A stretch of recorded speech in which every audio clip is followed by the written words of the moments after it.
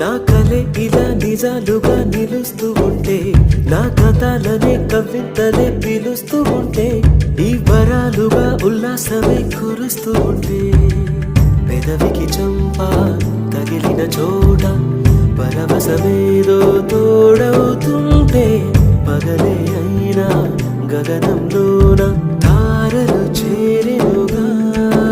నిజంగా నేనేనా ఇలా నీ జతలో ఉన్నా? ఇదంతా ప్రేమేనా? ఎన్నో వింతలు చూస్తున్నా, ఎదలో ఎవరో చేరి అన్ని చేస్తున్నా.